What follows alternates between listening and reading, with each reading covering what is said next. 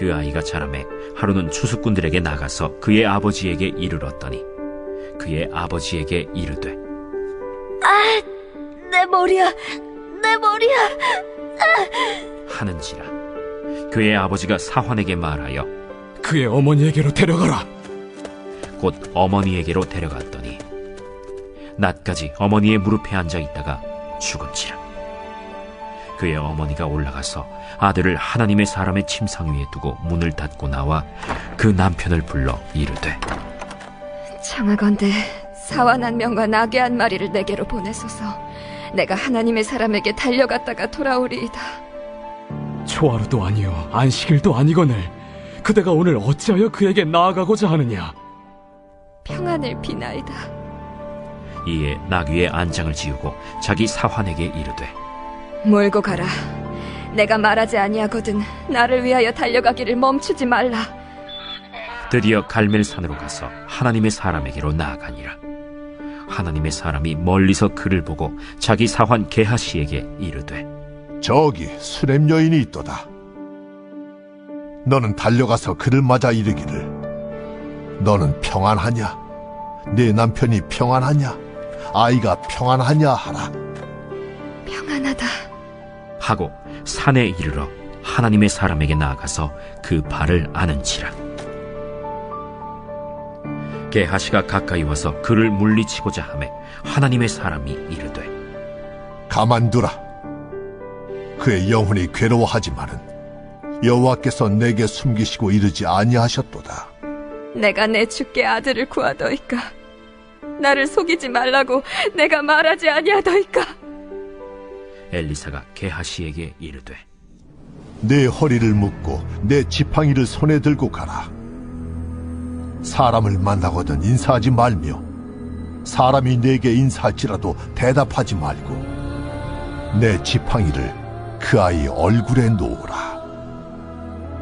여호와께서 살아계심과 당신의 영혼이 살아계심을 두고 맹세하노니 내가 당신을 떠나지 아니하리이다. 엘리사가 이에 일어나 여인을 따라가니라.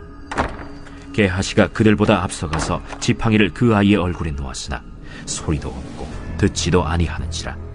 돌아와서 엘리사를 맞아 그에게 말하여 아이가 깨지 아니하였나이다. 엘리사가 집에 들어가 보니 아이가 죽었는데 자기의 침상에 눕혔는지라. 들어가서는 문을 닫으니 두 사람뿐이라. 엘리사가 여호와께 기도하고 아이 위에 올라 엎드려 자기 입을 그의 입에 자기 눈을 그의 눈에 자기 손을 그의 손에 대고 그의 몸에 엎드리니 아이의 살이 차차 따뜻하더라.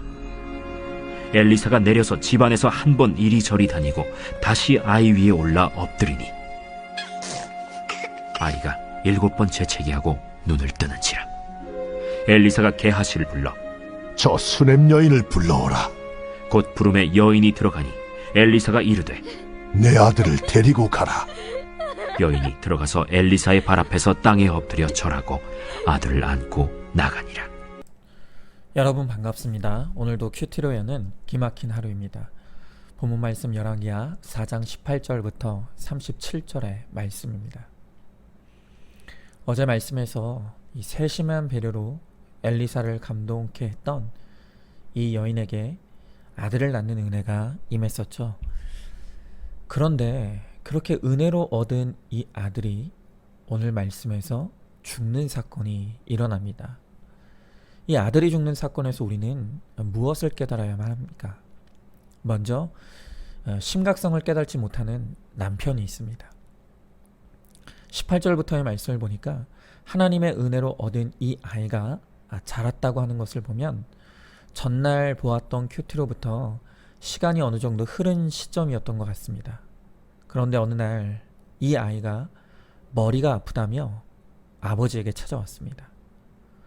그런데 오늘 말씀해 보니까 이 아버지가 추수꾼들 사이에 있었다고 하는 것을 보니까 아마도 이 시기가 추수가 한창이었던 시기였던 것 같습니다. 아이가 아프다며 가장 먼저 도움을 요청하기 위해 찾은 것은 바로 이 아버지였습니다. 그런데 이 아버지는 너무 바빴습니다. 곡식 추수에 정신이 팔려서 아이의 상태에 관심을 둘 여력이 없었습니다. 그래서 어머니에게 아들을 떠넘기듯 넘깁니다. 여러분, 지금 성경에서 보여주는 이 아버지의 모습은 단순히 바쁘다 이런 문제가 아닙니다. 지금 성경은 이 아버지의 영적 상태를 드러내어 지적하고자 합니다. 왜 아버지는 이 아들의 상태의 심각성도 관심이 없고 깨달지도 못합니까? 그 이유를 23절을 보면 우리가 짐작할 수가 있습니다. 아이가 죽자 수넴 여인은 다급히 선지자를 찾아가려고 길을 나섭니다. 그런데 길을 나서려고 하는 이 아내를 보고 아이의 아버지가 보인 반응이 무엇입니까? 그가 말하기를 초하루도 아니고 안식일도 아니거늘 그대가 어찌 그에게 가느냐라고 말합니다. 여러분, 여기서 볼 수 있는 이 아버지의 신앙 상태는 어떻습니까? 이 아버지에게 선지자란 그저 초하루, 한 달의 첫째 날과 또 안식일에만 찾는 그런 존재입니다. 즉 오늘날로 치면 주일에만 신앙인일 뿐 주중에는 철저히 세상 사람으로 하나님을 잊고 살아가는 이원론적이고 관습적인 생명력 없는 그리스도인의 전형적인 모습입니다. 이 아버지의 영적 상태가 이 모양이니 이 아들의 고통 뒤에서 아버지를 부르시는 하나님의 음성과 사인을 지금 이 아버지는 전혀 눈치채지 못합니다. 이러한 이 아버지의 영적 상태를 가장 잘 아는 사람이 바로 아내인 수넴 여인이었습니다. 오늘 말씀은 가만히 보면 이 수넴 여인은 지금 이 가정에서 벌어지고 있는 다급한 상황을 남편에게 알리지 않았던 것으로 보입니다. 왜일까요? 이것은 남편을 무시해서라기보다는 이러한 영적 상태에 있는 남편이라면 이 사건을 영적으로 해석하지 못해서 여인이 선지자를 찾아가려고 하는 시도를 도리어 막고 엉뚱한 곳에 도움을 청했을 수도 있다고 판단했을 것입니다. 그리고 이 사건으로 도리어 하나님을 더 떠날지도 모른다는 생각을 했을 수도 있습니다. 지금 이 사건을 보면 가정의 이 육적 가장뿐만이 아니라 영적 가장으로 서야 될 이 아버지가 아들의 죽음의 사건에 대해서 아무런 역할도 하지 못하는 것을 우리는 볼 수가 있습니다. 우리는 지금 이 남편의 모습 속에 바로 나의 모습이 있지 않은지를 정말 심각하게 돌아봐야 합니다. 유괴성전 짓는 데는 열심이고 거기에 정신이 온통 팔려서 지금 내 가정의 영의 성전이 회파되고 무너져 내가 죽고 내 가족들이 죽어 있는 상태를 지금 전혀 눈치채지 못하고 있지는 않습니까? 지금 내 관심이 어디에 있습니까? 나는 무슨 일에 그렇게 바쁩니까? 내 자식의 영혼이 죽어 멸망으로 가고 있는데 이것보다 바쁘고 분주한 일이 도대체 무엇이란 말입니까? 이렇게 영적으로 무너진 부모 때문에 자식이 죽습니다.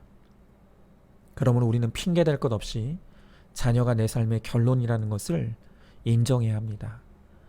내가 내 자녀의 영적 상태에 관심이 없었기 때문에, 내가 내 자식이 아픈 것도 모르고 죽어가는 것도 모른 채로 그렇게 이 세상을 향해 바쁘고 분주하게 살아가다가 내 자녀의 영이 죽었다는 것을 우리는 인정해야 합니다. 지금이라도 나 한 사람이 말씀으로 깨어 일어나야 합니다. 그리고 내 가정의 식구들의 아픈 곳이 어디인지, 무너진 곳이 어디인지, 또한 내가 죽은 내 가족의 영혼을 살리기 위해 내가 돕고 섬겨야 될 일이 무엇인지를 빨리 찾아야 합니다. 그래야 죽음을 막을 수가 있습니다. 자, 질문해 보시죠.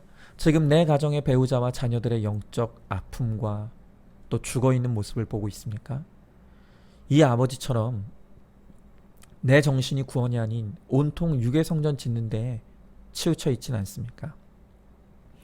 나를 깨우시기 위해 내 자녀가 수고하고 있다는 것을 빨리 깨달으시길 바랍니다. 다음으로 한 사람 수넴 여인을 우리는 봅니다. 이렇게 아들이 어느 날 죽게 되는 기가 막힌 상황 가운데서도 그래도 다행인 것은 깨어있는 이 수남 여인 한 사람이 이 가정에 있었다는 사실입니다. 이 여인은 아들이 죽어 경황이 없는 중에도 자신이 지금 찾아가야 될 곳이 어디인지를 정확하게 알고 있었습니다. 그러나 그렇다고 이 말씀을 보면서 아프면 무조건 믿음으로 기도해서 고쳐라, 이런 극단적인 의미로 해석하는 것은 우리가 경계해야 합니다. 아프면 병원도 가야 합니다. 의사의 도움도 청해야 합니다. 그러나 중요한 것은 근본적으로 이 사건이 왜 우리 가정에 찾아왔느냐 하는 것입니다. 아까도 말씀드렸지만 오늘 이 아들이 죽는 사건은 너무나 유괴성전을 짓는 데만 정신이 팔려 하나님을 찾고 하나님과 멀리 떨어져 있는 바로 이 남편을 깨트리시기 위해서 하나님이 허락하신 사건이라는 것입니다. 또한 이 수넴 여인도 마찬가지입니다. 자식이 없었던 이 가정에 아들이 태어나면서 별 수 없이 이 수남 여인에게도 아이가 우상이 되었을 가능성이 큽니다. 그랬기에 하나님은 이 사건을 통해서 이 여인 안에 세워진 그 아들 우상을 무너뜨리고자 하는 의도가 있었을 것입니다. 왜냐하면 28절을 보면 선지자를 찾아간 이 수넴 여인이 보인 첫 번째 반응은 회개가 아니었기 때문입니다. 이 여인도 처음에는 원망하고 불평했습니다. 그러니까 이것을 보면 이 아들이 죽어야 하는 영적인 이유를 이 수넴 여인도 처음에는 잘 이해하지 못했을 가능성이 큽니다. 그러나 원망을 하건 불평을 하건 이 여인은 하나님 앞으로 갔습니다. 그래서 이 여인의 믿음이 귀한 것입니다. 결국 그렇게 하나님 앞으로 파고드는 이 믿음을 통해서 겸손하게 하나님의 은혜를 구하는 자리로 내려갈 때 그것으로부터 아들이 다시 사는 기적이 시작되는 것입니다. 그렇습니다. 모든 우리 인생에 허락된 사건에서 우리가 보일 영적인 반응은 바로 그 속에서 내 죄를 보고 회개하는 것입니다. 우리가 처음엔 원망할 수도 있습니다. 불평할 수도 있습니다. 하지만 말씀과 공동체를 떠나지 않고 있으면 반드시 고난이 해석되고, 고난이 해석되어 회개할 때 고난을 축복으로 바꿔주시는 하나님의 은혜를 누리게 될 것입니다. 자, 질문해 보시죠. 고난이 오고 사람에게 실망했다고 공동체를 떠날 생각부터 하고 있지는 않습니까? 원망이든 불평이든 공동체와 말씀 안에서 풀어내는 것이 은혜인 것을 믿으시기 바랍니다. 마지막으로 회개와 거룩만이 다시 사는 길입니다. 자, 이제 수넴 여인으로부터 아들의 죽음의 소식을 들은 엘리사는 먼저 사환 게하시를 보내 엘리사의 지팡이를 아이의 머리에 두게 합니다. 그래도 차도가 없자 이제는 엘리사가 직접 아이가 죽은 방에 들어가 죽은 아이 위에 올라가 선지자의 입과 눈과 손을 아이의 입과 눈과 손에 맞대었다고 합니다. 여러분, 제가 이 부분에 대한 이 다양한 주석과 강해를 여러 권 찾아보았지만 딱히 이 행위가 무엇을 상징하는지에 대해서는 명확하게 해석하는 곳이 한 군데도 없었습니다. 그러나 저는 이 부분을 보면서 좀 나간 적용일 수 있겠지만 그래도 조금 상징적으로 이 엘리사 선지자가 아이와 맞닿은 눈과 입과 손의 의미를 좀 우리가 생각해 보기를 원합니다. 여러분, 우리 인간의 눈이란 인간에게 죄가 들어오는 가장 빠른 통로입니다. 우리의 모든 죄의 시작은 눈으로부터 시작된다고 해도 과언이 아닙니다. 다윗이 밧세바와 간음을 하고 살인을 저지른 그 모든 범죄의 시작도 바로 이 눈으로부터 시작되었던 것을 우리는 알고 있습니다. 또한 입술은 어떻습니까? 우리의 입은 우리가 죄를 가장 많이 토해내는 통로입니다. 오죽하면 바울은 로마서 3장 13절 14절 말씀에서 그들의 목구멍은 열린 무덤이고 그 혀로는 속임을 일삼으며 그 입술에는 독사의 독이 있고 그 입에는 저주와 악독이 가득하다 라고 말하면서 이 죄를 받아들이는 통로가 눈이라면 죄를 토해내는 주된 통로가 바로 우리 인간의 입술이라는 것을 바울은 지적하고 있는 것입니다. 또한 우리 손은 어떻습니까? 우리가 죄를 실제적인 행위로 실행하는 바로 그 수단이 우리의 손입니다. 그러므로 우리가 죄로 인한 죽음과 멸망에서 거룩과 구원의 생명의 자리로 옮겨오기 위해서는 반드시 우리의 눈과 입과 손이 회개가 이루어져야 합니다. 거룩해져야만 합니다. 여호수아서 1장 8절의 말씀에 이 율법책을 내 입에서 떠나지 말게 하며 주야로 그것을 묵상하며 그 안에 기록된 대로 다 지켜 행하라.